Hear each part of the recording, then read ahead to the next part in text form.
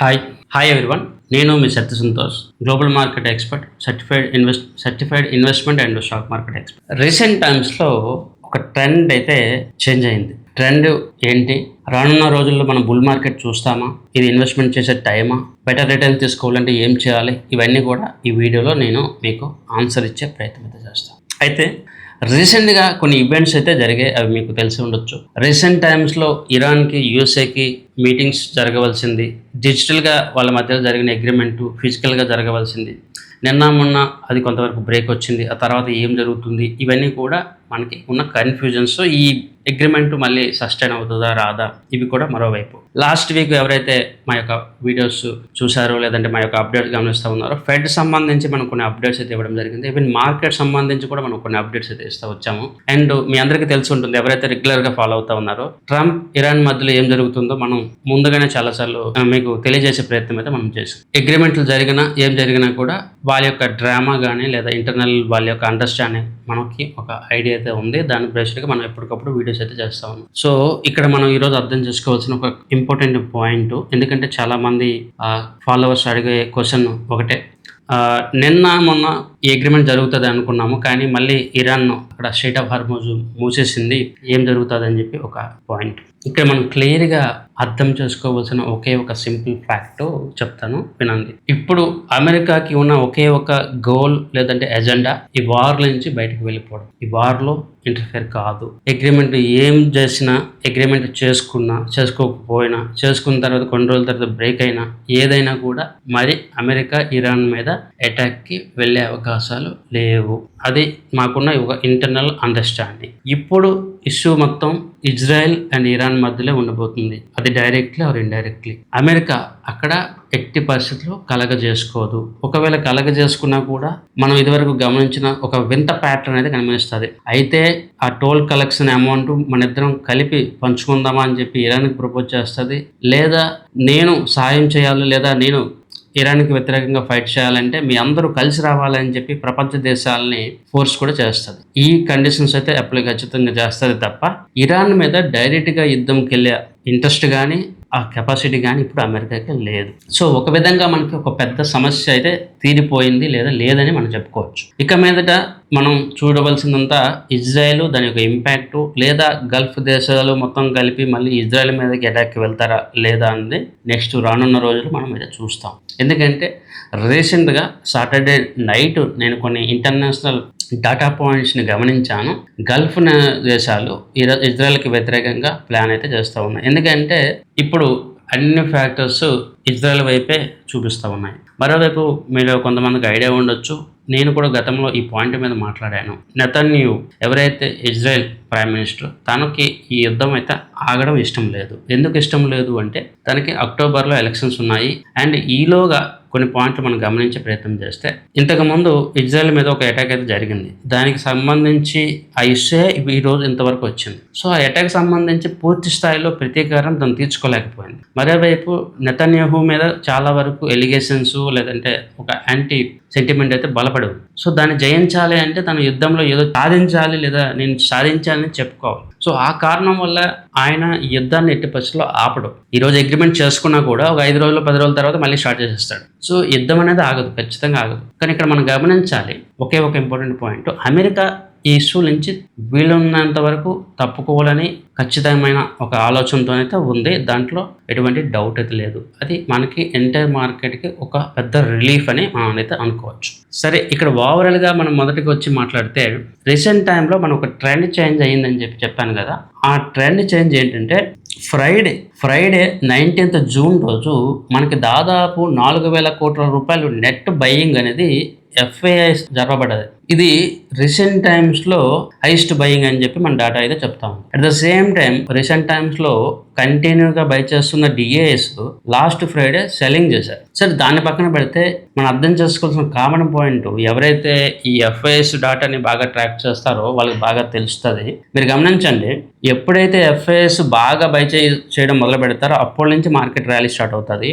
FIs ఎప్పుడైతే exist start చేశారో అప్పటి నుంచి మార్కెట్ అయితే డౌన్ ట్రెండ్ అవుతుంది. నాకు తెలిసి డిఏఎస్ హై వాల్యూలో కొంటారు, లో వాల్యూలో అమ్ముకుంటారు. ఎఫ్ఐఎస్ లో వాల్యూలో కొంటారు, హై వాల్యూలో అమ్ముకుంటారు. సో డిఏఎస్ని నమ్మి ఇన్వెస్ట్మెంట్ చేయడం కన్నా ఎఫ్ఐఎస్ నమ్మి ఇన్వెస్ట్మెంట్ చేయడం బెస్ట్ అని చెప్పి నేను ఎప్పుడు అనుకుంటాను.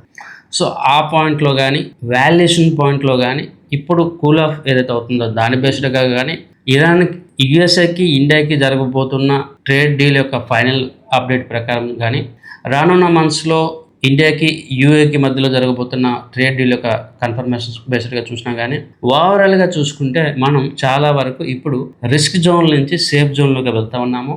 అండ్ డౌన్ ట్రెండ్ నుంచి సిగ్నల్స్ మనకి ట్రెండ్ రివర్సల్ చూపిస్తూ ఉన్నాయి. వాల్యూ బెటర్గా ఉంది కాబట్టి చాలా స్టాక్స్లో ఇన్వెస్ట్మెంట్ కూడా జరుగుతూ ఉంది. సో ఇది ఒక కరెక్ట్ ఆపర్చునిటీ. నేను ఇదివరకే చెప్పాను, జూన్ తర్వాత మన యొక్క ట్రెండ్ని మనం అర్థం చేసుకునే ప్రయత్నం చేద్దాం, మన యొక్క డెసిషన్ తీసుకుందాం అని చెప్పి నేను గతంలో ఒక వీడియో అయితే చేశాను. మేబీ మనకి నిఫ్టీ 19,000 లెవెల్కి కూడా పడిపోయే అవకాశాలు ఉందని చెప్పి కూడా మనం చెప్పడం జరిగింది. 19,000 మార్క్కి ఎందుకు పడలేదు మీ అందరికీ తెలుసు, ఎందుకంటే అక్కడ కన్సిస్టెన్సీ ఆఫ్ వార్ అనేది ఆగిపోయింది. రెండవ పాయింట్, మనకి ముఖ్యమైన ఒక ఎపిసోడ్ జరిగింది. డిఏఎస్ విపరీతంగా ఇన్వెస్ట్మెంట్ చేశారు. ఆ ఒక ఏప్రిల్ మే మిడిల్లో డిఏఎస్ చాలా విపరీతంగా ఇన్వెస్ట్మెంట్ చేయడం వల్ల 22,500 వరకు పడిపోయిన మార్కెట్ మళ్ళీ బౌన్స్ బ్యాక్ అయ్యి 24,000 ఆ రేంజ్లో అయితే ట్రేడ్ అవుతా ఉంది. నిఫ్టీ గురించి చెప్తున్నాం. సో అవన్నీ కూడా అప్పుడు జరిగాయి. ఇప్పుడు కూడా మీకు కన్సల్టేషన్ ఉంటుంది, నిఫ్టీ కన్సల్టేషన్ జరుగుతుంది. కానీ ఇక నిఫ్టీ 50లో ఉన్న స్టాక్స్ గురించి మనం చూడకూడదు. మిగతా రిమైనింగ్ స్టాక్స్ వాళ్ళ యొక్క ప్రైసెస్, వాల్యూస్, ట్రెండ్స్ చూడాలి. So that is the reason నేను ఇక్కడ చాలా కాన్ఫిడెంట్గా చెప్తున్నాను. It is time for bulls, it is time for another rally. మీరు 2020 కోవిడ్ వచ్చిన తర్వాత ఒక 3-4 నెలలు చాలామంది ప్యానిక్ అయిపోయారు. మార్కెట్ పడిపోయింది, ఇంకా పడిపోతుంది, మరి ఎప్పుడు పైకి వెళ్ళదు అని ఒక మైండ్ సెట్లోకి వెళ్ళిపోయారు. జనరల్గా చాలామందికి ఉన్న థాట్ ప్రాసెస్ లాస్ట్ 6 monthsలో ఏదైతే షాక్ లేదంటే ఒక ఈవెంట్ జరుగుతుందో అదే వాళ్ళ బ్రెయిన్లో ఉండిపోతుంది. ఇప్పుడు లాస్ట్ 3-4 monthsలో మనము ఈ ఎపిసోడ్ ఎప్పుడైతే చూసామో మన మైండ్ ఇంకా నెగిటివ్ ఆలోచన చేస్తూ ఉంటుంది, ఇంకా పడిపోద్దామని ఆలోచన చేస్తుంది. ఆ తర్వాత వచ్చిన ర్యాలీని మనం యాక్సెప్ట్ చేయలేం. 2020 కోవిడ్ తర్వాత వచ్చిన ర్యాలీని చాలామంది అందుకోలేకపోయారు. 22-23 తర్వాత వాళ్ళందరూ వచ్చారు. So that is the reason నేను చెప్తున్నాను, మీరు ఒకవేళ ఇన్వెస్ట్మెంట్ జర్నీ స్టార్ట్ చేసే వ్యక్తులైతే లేదా ఆల్రెడీ ఇన్వెస్ట్మెంట్ చేస్తున్న వ్యక్తులైతే మీ యొక్క అలోకేషన్స్ పెంచుకోండి. ఎస్ఐపి చేస్తారా, లంసమ్ చేస్తారా, ఏం చేస్తారా అనేది మీ చాయిస్. మీ యొక్క క్యాపిటల్, మీ యొక్క స్ట్రాటజీ మీరు డిజైన్ చేసుకోండి. But it is the time. ఇప్పుడు బుల్ ర్యాలీ స్టార్ట్ అయింది. నెక్స్ట్ 2-3 yearsలో మనకి నిఫ్టీ వాల్యూ పక్కన పెడితే మీకు మిగతా స్టాక్స్లో ఒక మంచి రిటర్న్ అయితే వచ్చే అవకాశాలు అయితే కనిపిస్తూ ఉన్నాయి. సో డౌన్ ట్రెండ్ అనేది ఇక మీదట మనకి లేదు. మనకి రాబోతుందంతా బుల్ ట్రెండ్. ఎస్పెషలీ మీకు స్మాల్ అండ్ మిడ్ క్యాప్లో కూడా మంచి ర్యాలీ వస్తుంది. కొన్ని సెక్టర్స్లో కూడా మీకు మంచి ర్యాలీ అయితే కనిపిస్తూ ఉంది. సో ఇన్వెస్టర్స్ ఇలాంటి టైంలోనే మరింత ఇన్వెస్ట్మెంట్ చేయాలి, మరింత అలోకేషన్స్ అయితే చేసుకోవాలి. ఇది మీరు గమనించాలి. నేను పదే చాలామందికి చెప్తున్నాను. చాలామంది డైరెక్ట్గా స్టాక్ మార్కెట్ లేదా డైరెక్ట్ ట్రేడింగ్ చేస్తూ ఉంటారు. ఇక్కడ చాలా వరకు ప్రాబ్లం ఏంటంటే అక్కడ ఎమోషనల్ మేనేజ్మెంట్ ఉండదు. అంటే చాలా వరకు మీకు చెప్పాలి అంటే ఎమోషన్స్తోని దాని యొక్క ప్యాటర్న్ని డిస్టర్బ్ చేసేస్తారు. సరైన అలోకేషన్ చేయరు లేదా సరైన టైం వరకు వెయిట్ చేయరు. మీరు ఒక ఇన్వెస్ట్మెంట్ థీమ్లో మీరు వెళ్తారనుకోండి, మీకు అక్కడ కన్విక్షన్ ఉంటుంది, మీరు ఎక్కువ రోజులు ఉండే ప్రయత్నం అయితే మీరు చేస్తారు. సో ఇది నేను మళ్ళీ చెప్తున్నాను. ఇక మీదటైనా కూడా మీరు సరైన ప్లానింగ్ వేసుకోండి, సరైన స్ట్రాటజీ బిల్డ్ చేసుకోండి. నేను చాలా మందికి పదే చెప్తాను, మీ CAGR ఎలా ఉందో చెక్ చేసుకోండి. నెక్స్ట్ 3-4 yearsలో మీ CAGR 25%, 30% ఎలా వస్తుందో చూసుకోండి. మ్యాక్సిమం అలోకేషన్స్ ఎలా చేస్తున్నారో చూసుకోండి. So it is the time for better returns. కొత్తగా మార్కెట్లో వచ్చేవాళ్ళు లేదంటే ఇదివరకు ఇన్వెస్ట్మెంట్ చేస్తున్న వాళ్ళు ఎవరైనా కూడా మీరు యొక్క ప్లానింగ్స్ మార్చుకోండి, ఇంప్రూవ్ చేసుకోండి, బెటర్ అలోకేషన్ అయితే చేయండి. రానున్న రోజులైతే మనకి బుల్ మార్కెట్ అయితే చూస్తున్నాము. ఇరాన్ USA ఈ ఎపిసోడ్ అయితే ఇప్పటితో క్లోజ్ అయిందని మనం అనుకోవచ్చు. ఇక్కడ కేవలం మనకి ఇష్యూ ఇజ్రాయెల్తో ఉంది. అది పెద్ద ఇంపాక్ట్ అయితే రానున్న రోజులు చూపించకపోవచ్చు. ఒకవేళ ఉన్నా కూడా అది పెద్ద ఇష్యూగా మనం ఆలోచన చేయవలసిన అవసరం అయితే లేదు.